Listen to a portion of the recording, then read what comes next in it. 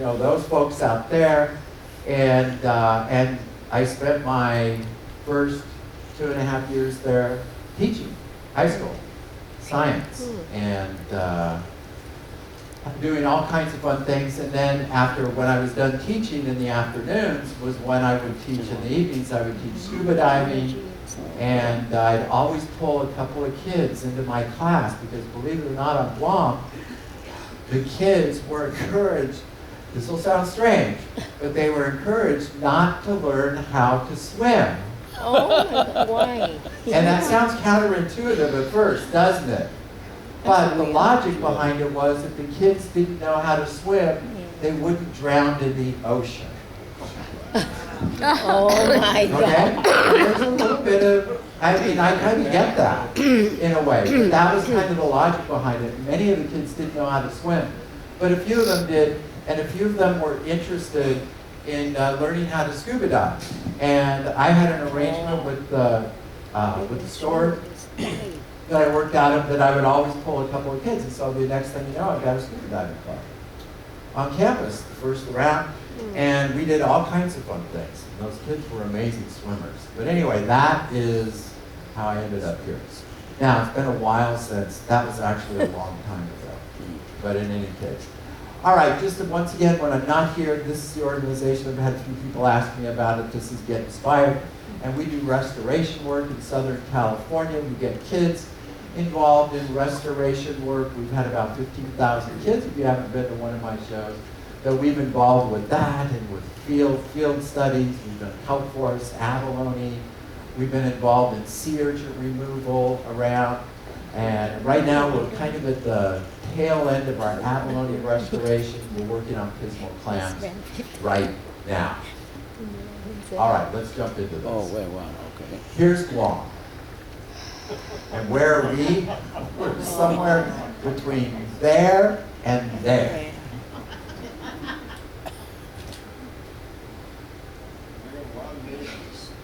We had a lot of water to cover before.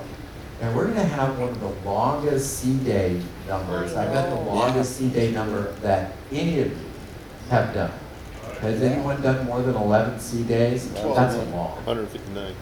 Yes, that's a lot. That's a lot of sea days. And of course, we're covering a third of the planet Close to on a Pakistan, ship. 159 straight days. The Pacific Ocean. All right. Here's the Marianas Trench. We talked a little bit about that. When I do Explorers of the Deep, I'm going to talk more about the Marianas Trench. But we will, if we continue on the course that we're headed to, we're going to be just a little bit north of that, Challenger Deep, probably about 50 or 60 miles north of that. This is the Marianas Trench that lies right in front of these islands here that are the Marianas Islands. Here's Challenger Deep. It sits right here, and there's Guam. Oh. It's actually right next to it, isn't it? Yeah. There's a mountain on Guam called Mount Lam Lam. And if we're there on a day where we can see the mountains, the Guamanians like to claim that mountain. There are a few people who like to lay claim to this. The tallest mountain in the world. Because you're going from the bottom of the Marianas Trench, which sits right here, and this trench, this is Serena, this is already deeper than Mount Everest is tall. And then that trench goes all the way up here to the top, and the highest peak on Guam is Mount Lam Lam. It's about 1,100 feet above sea level, if I recall. All right, enough of that. Anyway, here's another example of that. And we showed that when we did Giants of the Pacific, giving you kind of a feel for how deep that trench actually is. Here are the Northern Marianas Islands, and you're welcome to take pictures of any of these if you would like. This got cut off again a little bit at the bottom. But on the side, you can see there's Rota that sits right there, and there's Guam.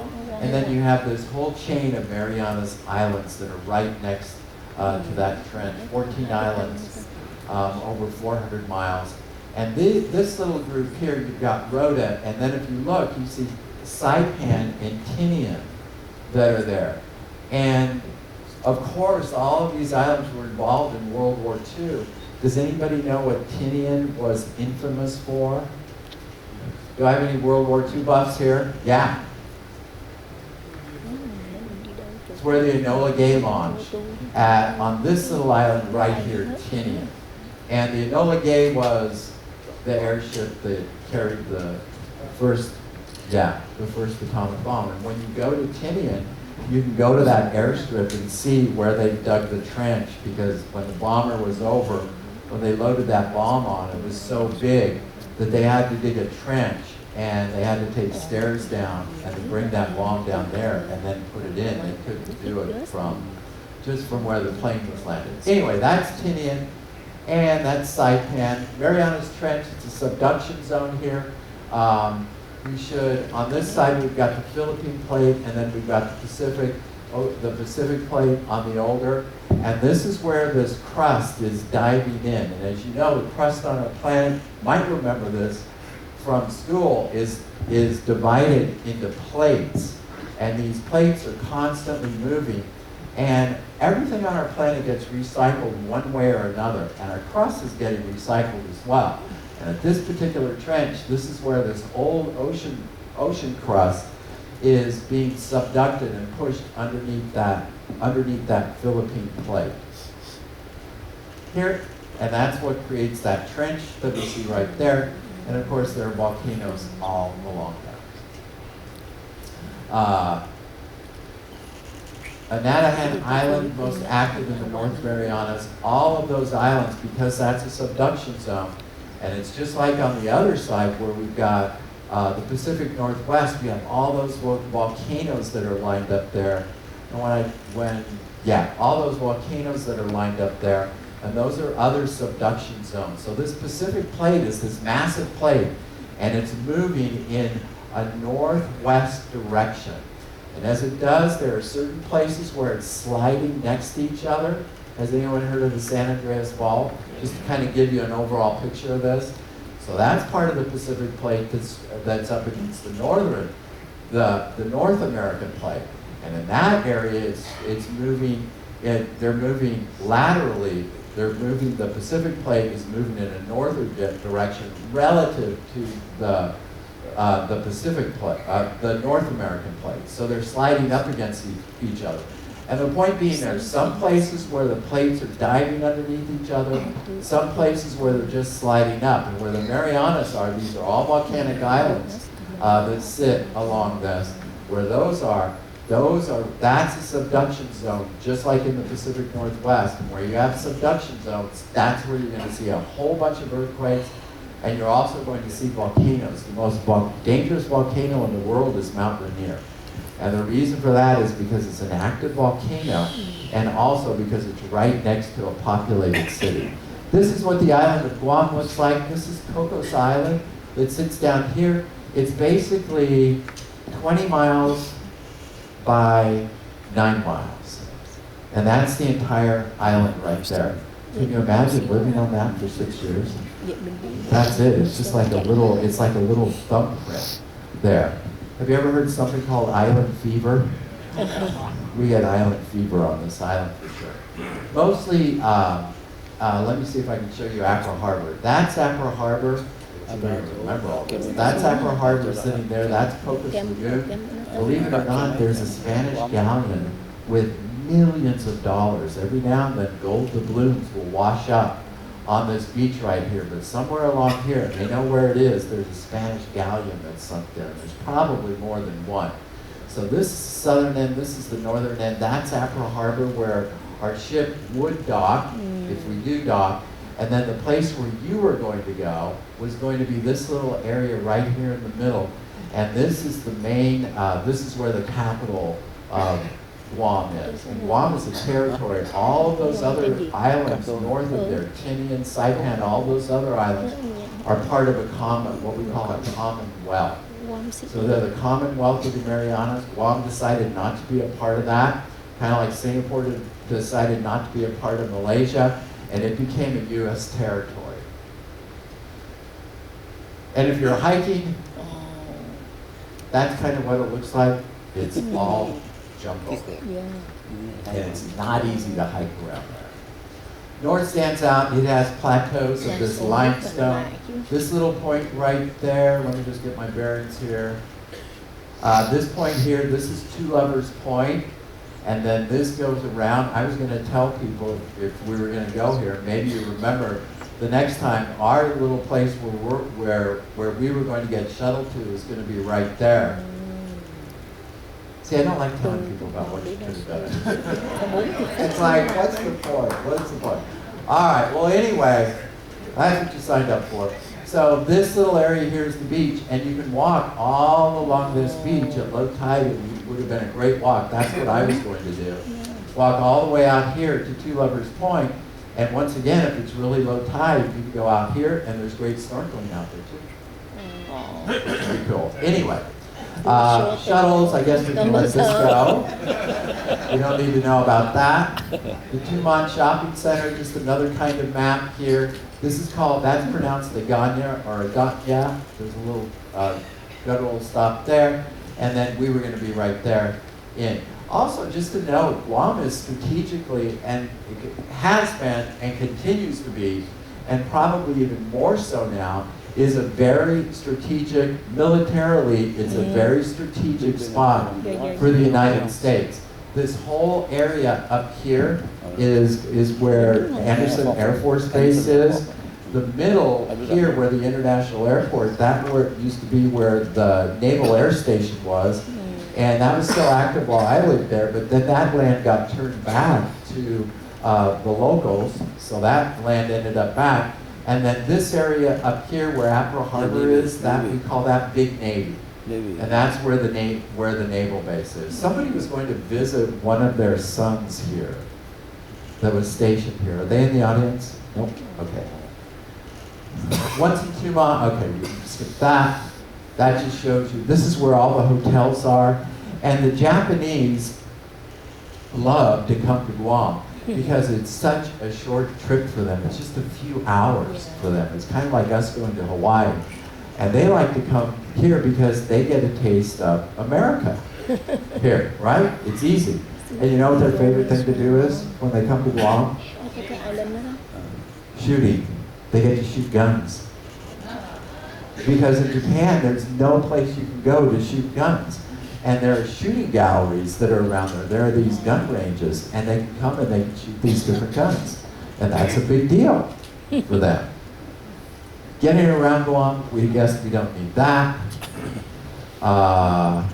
These are the rental, we don't need that, do we? We can skip this. 30 miles by 10 miles. Perfect size for day driving. All right, some of the native people. The native people in Guam are called Chamorro, and they have their own language, just like the people of Polynesia, Micronesia, Melanesia, all of these island groups here. And they're called Chamorro people. They likely arrived in these islands about 5,000 years ago, which makes sense if you think about it. The only inhabitant, we'll talk about this later, but the only inhabitants of the island habitation that doesn't make sense is New Zealand. Because out of all of these islands that we've been traveling to, the very last, even Tahiti, all the way to Easter Island, Rapa Nui, all up, even up to Hawaii, the very last islands to get populated were New Zealand. And New Zealand's right off the coast of Australia.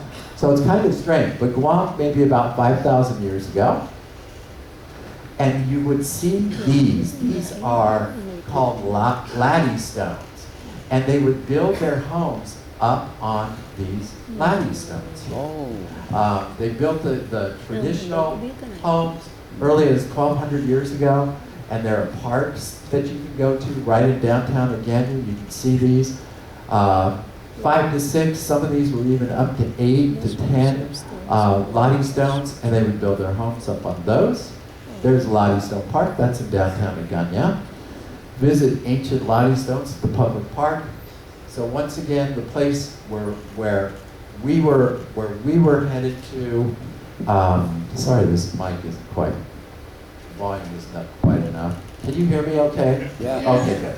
All right, anyway, this is the whole capital area here. This is Marine Corps High, Marine Drive, is what we call it. And then that Laddie Stone Park is located right there. And that's a picture of what those Laddie stones look like. Pretty cool. They were a matrilineal society, which was pretty common for all of Polynesia.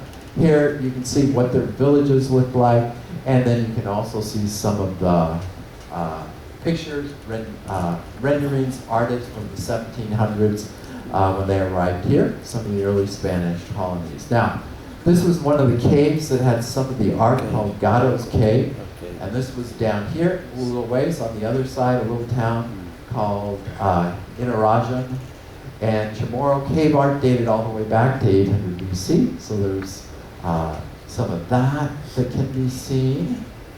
Chamorro Village, this was the outdoor mall in Hagåtña. That's actually Hagåtña. That's the Chamorro way to spell it, Hagåtña. We won't be seeing that. Now, this is kind of interesting here. This is the Spanish fort. And Magellan landed here on Guam. 1668, Spanish missionaries arrived here. Father San Vitros baptized one of the daughters of the chief here. 1700, Guam was a Spanish colony, as many of these islands were.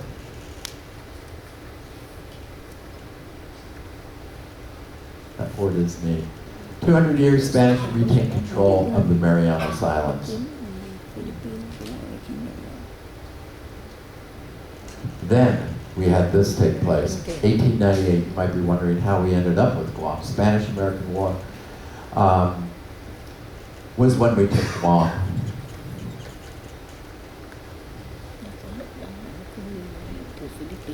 And that was really a turning point for the U.S.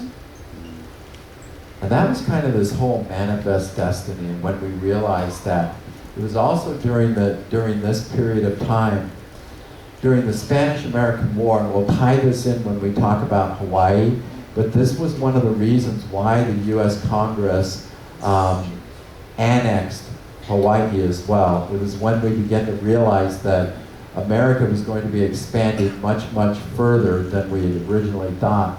And it's why we took Hawaii at that point, and it's also why when we realized that we needed to have a presence in the Pacific Ocean, and that was why Guam became a U.S. territory, or a part of America. The Spanish collectively mentioned Northern Marianas Islands. We're not passed over today. They're a separate country that shares that culture. So you just have Guam as a U.S. territory, but we also have all those other islands as a part of our Commonwealth. So when we look at property that America owns, we all get to 50 states, and how they're aligned with the federal government. Then the next level of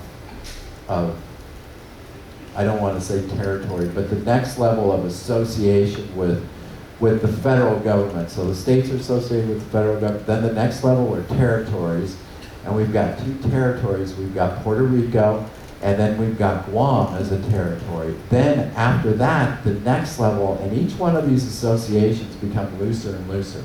Then the next association is called Commonwealth, and we have many of these islands that we got through various engagements that are related to the U.S. as commonwealths. And then the fourth layer down there are what we call trust territories. And trust territories are territories that we got from World War II. And they are very, very loosely associated with the U.S. So there are these four kind of layers of association. And Guam sits right below statehood here. And they have tried to become a state just as Puerto Rico has as well. All right, December 7th, 1941, Pearl Harbor, of course, took place. And what followed on December 8th, 41 morning, Captain George J. McMillan, governor of Guam, learned of the attack. By that morning, gunfire rained down from Japan. Attacks continued moving to Pidi, the Marine barracks, and at that point, the Japanese took Guam.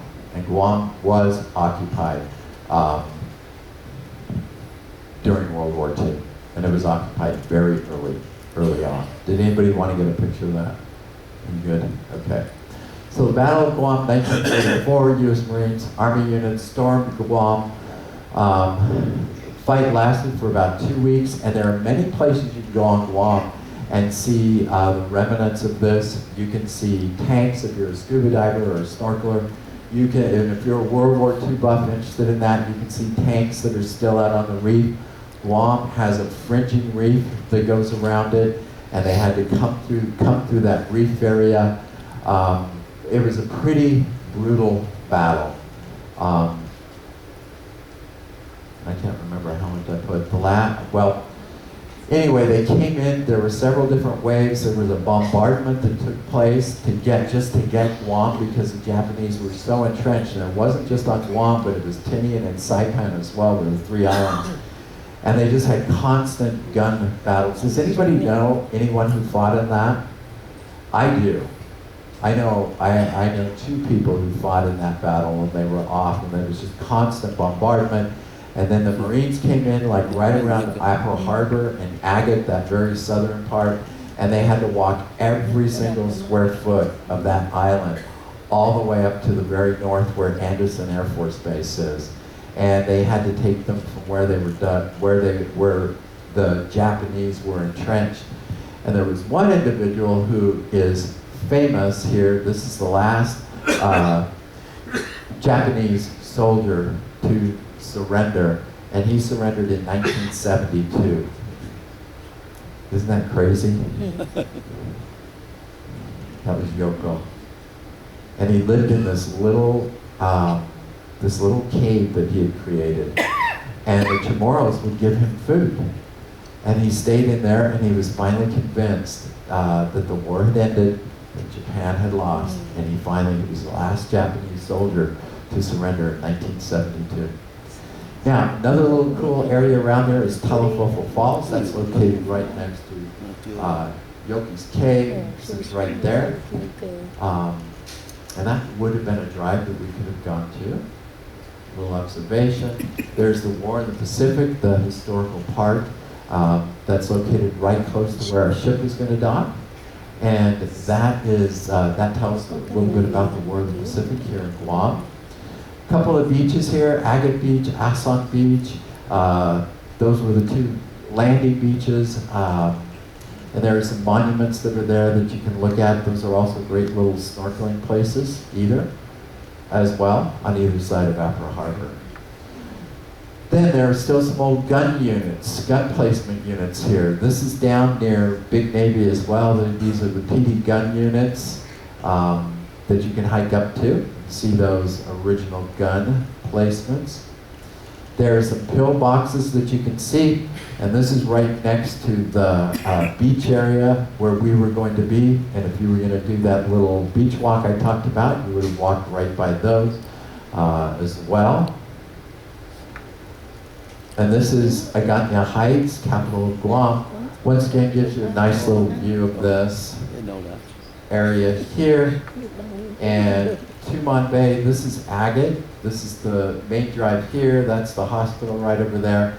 And then that's Two Lovers Point that sits out there. And we were going to be kind of over in this area. This is Tumon Bay. So you have this little point that comes out like that.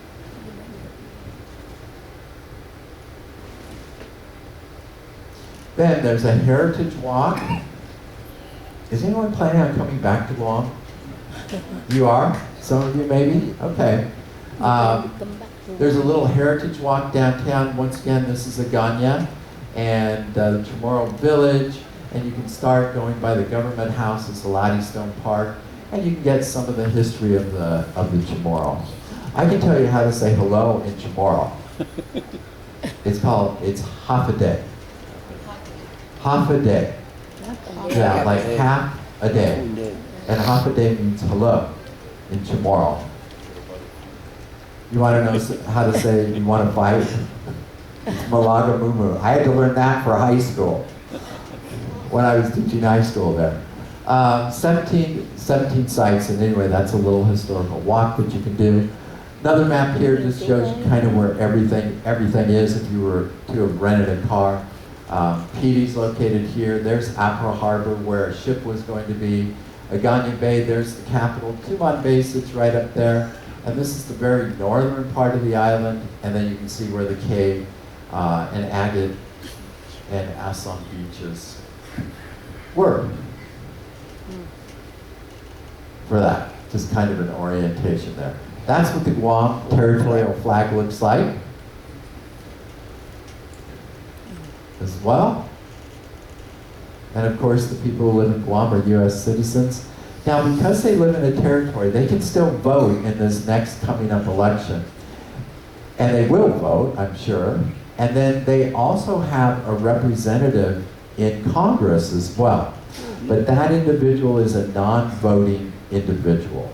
So they have representation, somebody there to represent them, but it's a non-voting individual. And the Chamorro culture, of course, looks a lot like we see in Polynesia and the Hawaiian culture as well. And they have little traditions. Greetings come with a kiss. Love is shown through insults, kind of weird. And the elderly on the island are revered. This gives you a little idea of what the ethnicity looks like here. About 37%, which is a good percentage of the population on Guam. 37% are Chamorro or natives. How many people live on Guam?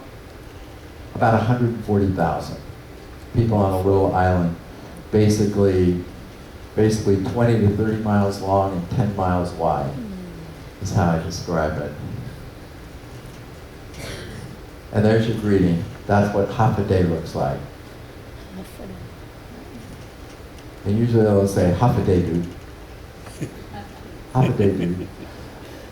And Guam really does have beautiful beaches. It's got sandy beaches and it's got coral beaches as well. These are called zories. Have you ever seen that term before? You have. Do we use that in the States? Zories? We don't, do we? We use flip-flops. Because I think I've used that term and people have no idea what I'm talking about. That's where that comes from. Flip-flops, sandals, slippers, zories. Catholicism from the old Spanish days is the dominant religion. 85% of the islanders consider themselves Catholic, and the churches are full there. Catholic churches for sure. There's a procession that takes place during Easter, and that's that Mount Lam that I was telling you about, that we think is the tallest mountain in the world. Now, here's some of their food. And one interesting thing that they do is every week, each one of these villages will hold what's called, they'll have this big gathering. They'll have, it's like a fiesta. And they serve this, if you had to pick, like we said, a hamburger would represent American traditional food. And what did we say Australia was? Was it a meat pie?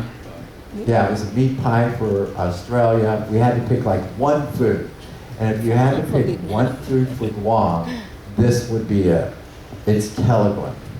Has anybody ever heard that term before? No. Okay, so that's just a Guam term for this Teleguan.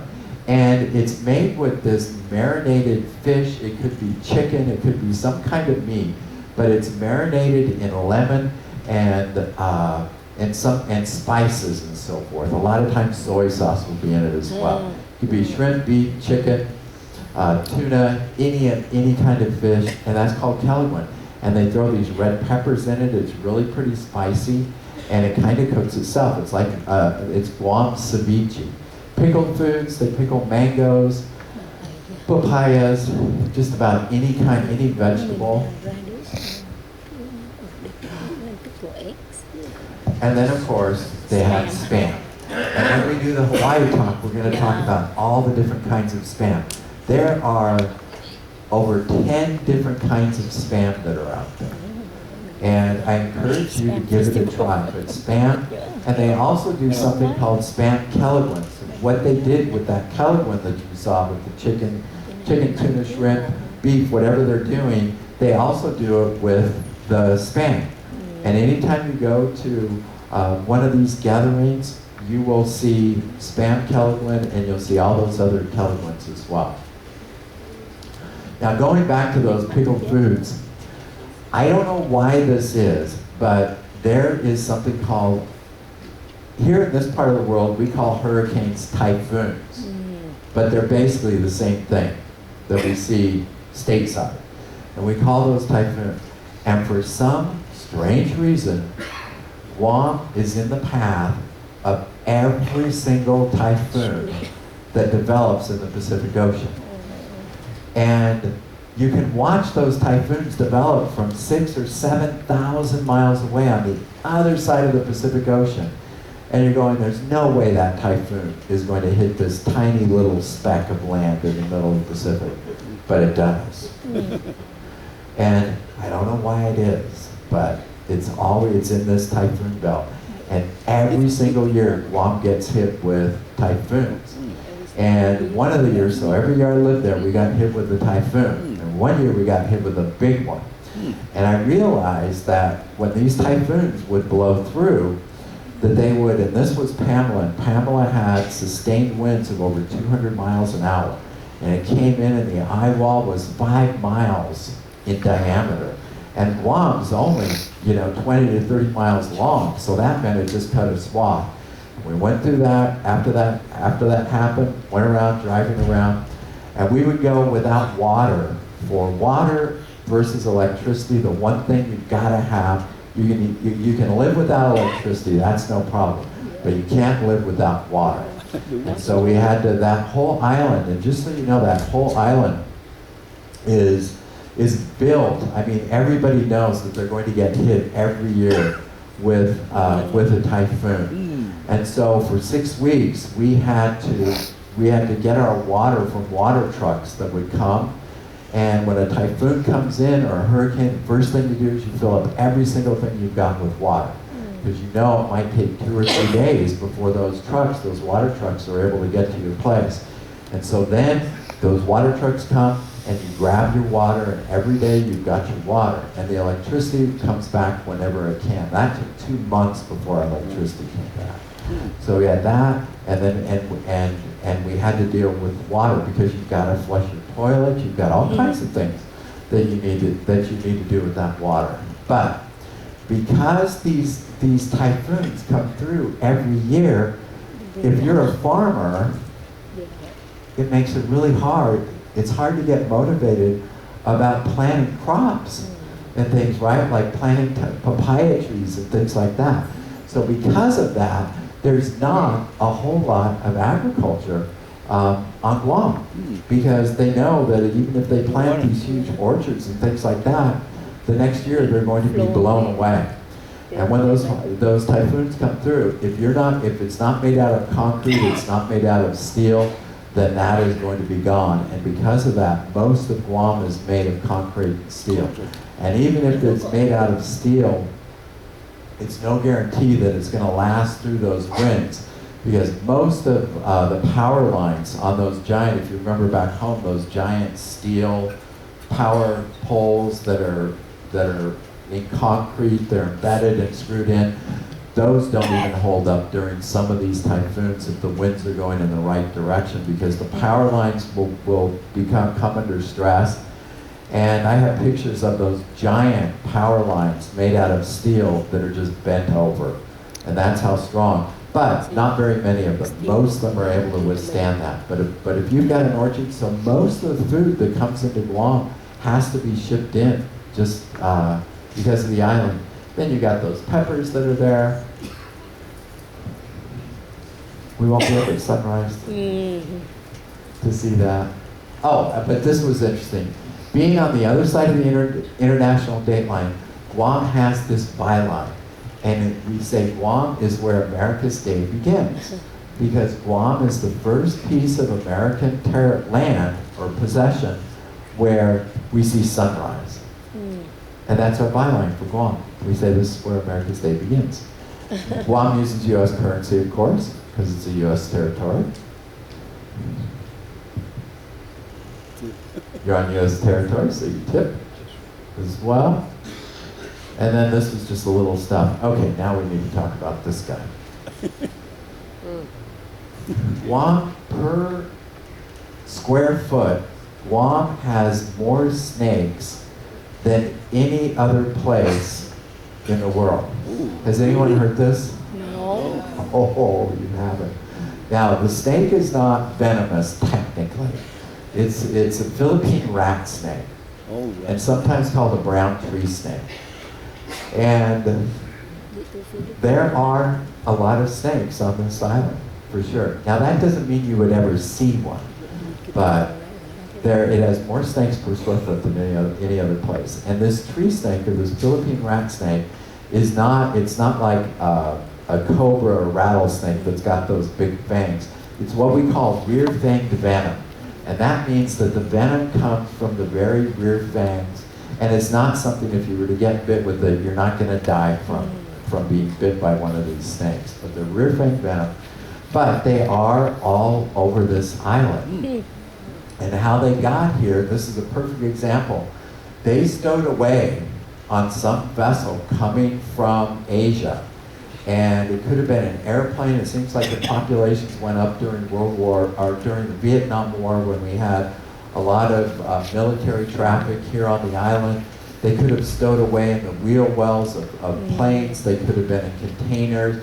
However they got here, they got on the island, and because the island was free, as all of these islands are free of snakes, that snake had no natural predator, but it had plenty of food. And that is exactly what it did. It took advantage of that. And it turns out it loved bird eggs. And because of that, how many birds do you see on Guam? Hardly any. Yeah, there are hardly any. And all the indigenous birds of Guam were wiped out. The last indigenous, it was called a Guam rail, was in the San Diego Zoo, and it lived there for years and years and years.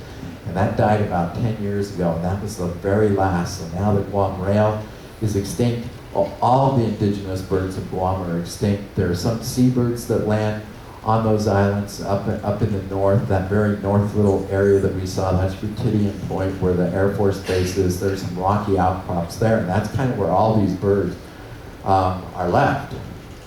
And there aren't very many of them, but that's the culprit. And how do we eradicate this? It's impossible to eradicate this snake. It's here. All we can do is keep their populations down. Every year we'd have a rally, a snake rally. And the local car dealership, Nissan or Toyota, whoever it is, the big prize was a car, and they would raffle this off. And then we'd all get together and we'd all go out and try to find the biggest snake, try to find the most snakes. And we would have a whole day to do it. And we would go out, come back, and whoever had the biggest snake won something. Whoever caught the most snakes would win. And that was one of our eradication efforts. But we've tried the universities tried many different ways, and we just can't get rid of this. Needless to say, if you're driving down the road and you see one of these crossing, I always swerved to run over it. Introduced to the island, now about 2 million snakes, bird population. And anyway, they're just trying to figure out what to do with that snake. Then we had a little bit on where to go on Guam. Here, if you are headed back there, this is a good little resource here, things to do on your day trip. It's the Guam Guide. This is a great little point if you ever do come back here. It's a beautiful little viewpoint, and it's a story of a Chamorro girl and her lover that left to their death. They were kept separate because they were from two different. They had two different statuses. She was high, he was low. She fell in love with him, and the story goes that they left off of this two lovers point, which is straight down, and they tied their hair together, and you'll see statues of them. They tied their hair together, and then they leaped over the side of this. And at night you can hear them singing. Short distance from Tumon. This you would not be able to walk to from where we are. You would need to take a shuttle.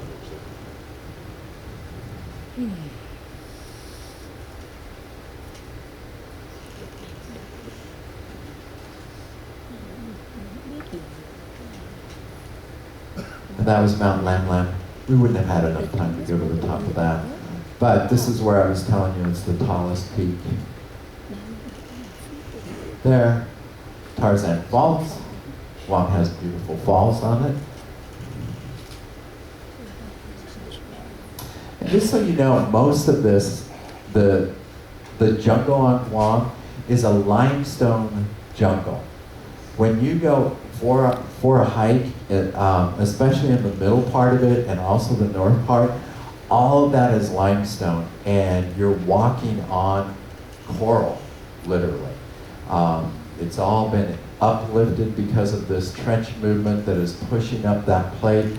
Guam is sitting on the Philippine plate, and that's all limestone. And so you're walking through this jungle. It's not really a trail, but your feet are just on, like walking on a coral, really, really rough coral reef.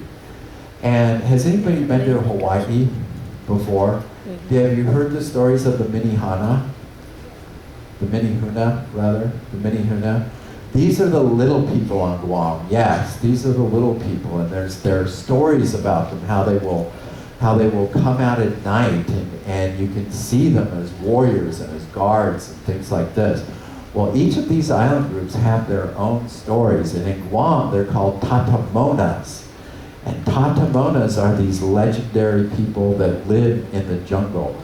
And many of the Chamorros are superstitious. If you were to talk to a Chamorro, they all know about the tatamonas. And the tatamonas can be good, they can give you warnings, but the tatamonas, if you don't go into the jungle and show respect, for example, a banyan tree is not, you don't want to stand or stare at a banyan tree, because banyan trees are where these tatamona live. Does everybody know what a banyan tree looks like? Yeah. It's those trees with those aerial roots, yeah. Those long roots that come down. Okay. They're called tatamonas. Sigma Falls. Another picture of some of the falls that are there.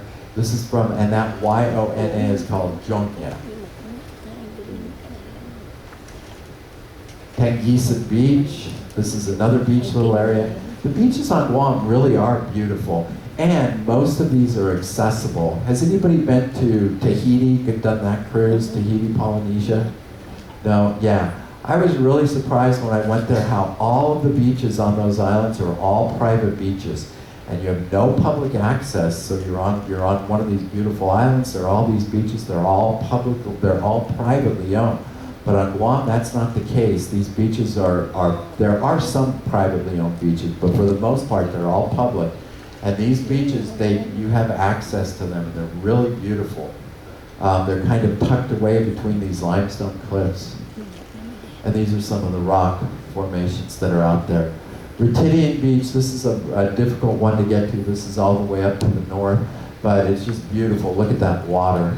Really, really beautiful water. White sand beaches there. You know, back in the day, you used to be able to get to onto the military bases. It was easier to get to, especially if you were going to some of these beaches. What do you think it's like now? Forget it. Everything is closed up. This beach you would not actually be able to get to. It's on Anderson Air Force Base, the entrance to it, unless you are a family that owns part of that beach. It's all the way up to the very north part of it. And then Guam has a national wildlife refuge. This is once again up at Rutidian Point. And it protects the fruit bats. And there aren't very many of those left either.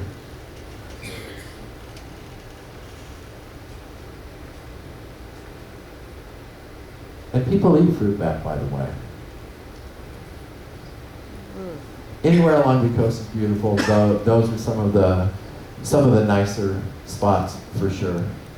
And then Tumon Bay is a nice beach, and we would have enjoyed that for sure. And once again, we're there. That's Two Lovers Point. You're welcome to take a shot of that.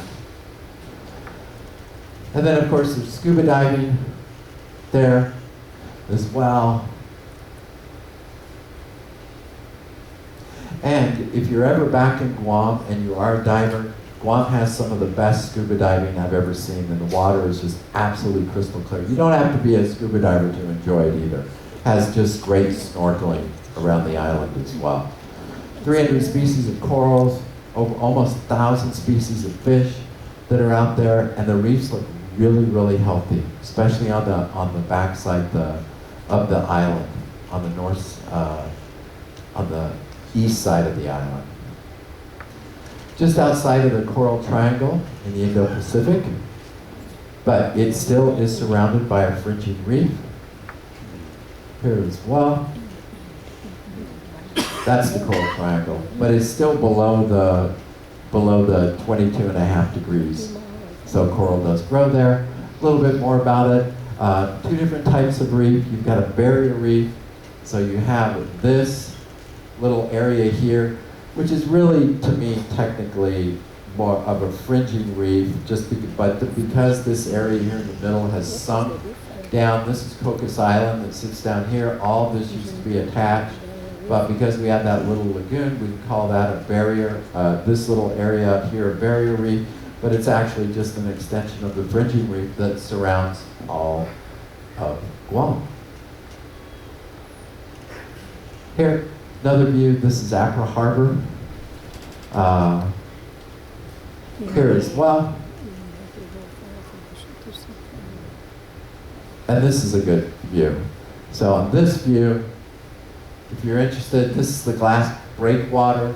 We call that because we're containers. Every now and then container ships will break. And we had one that had a bunch of glass, and that ended up there. This is what we call Accra Harbor. All of this is military housing. Just on this little extension right here, you can see some of the runways. I used to teach kids how to drive cars there. Now you can't get on it. A couple of other bays. You've got the yacht club that sits right out here, actually. Yacht club, and then our ship was going to dock right there.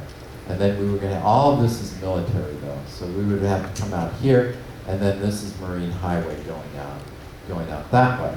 All this round. This is number one. It goes all the way around the island. And there are a couple of shipwrecks here. It's the only place in the world where you have two ships, the Tokai Maru and the Cormorant. And you see the Cormorant marked right there, where the Tokai Maru lies right over that. And that's a World War II and a World War I ships that are from the Japanese that were sunk right next to each other. So it's the only place in the world you can dive both a World War I and a World War II wreck. Here's some of the reef that you see out there. This fish at the very bottom, we're going to learn the name of that when we go to Guam. That is a triggerfish. That is the state fish. Anybody know the name of that? That's exactly right. Did everybody hear that?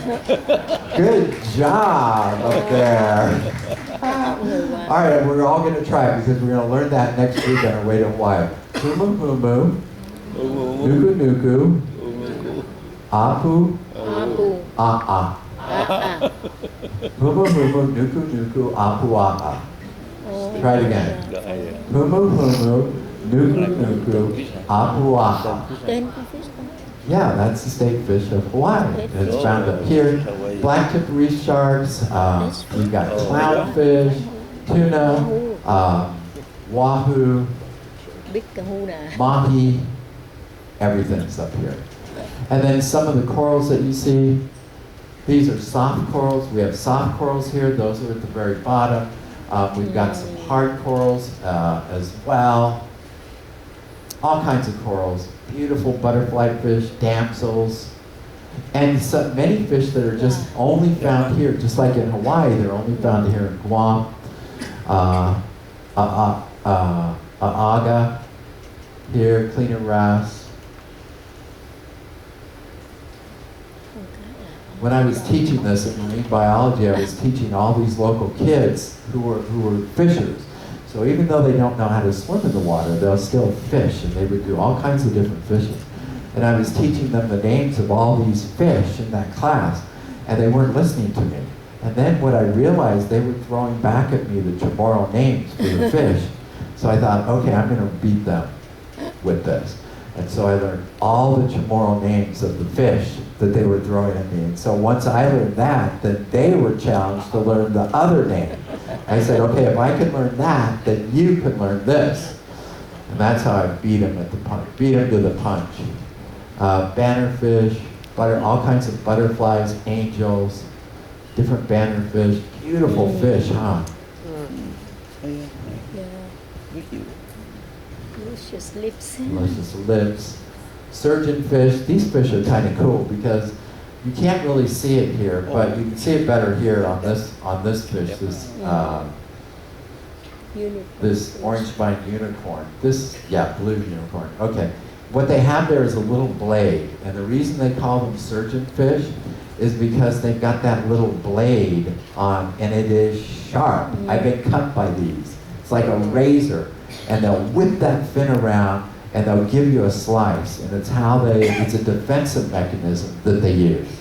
And these guys are everywhere. Those are convict surgeon fish, and they will attack you. They're kind of a damsel. There are all kinds of little fish that are called damsels, and these guys are farmers.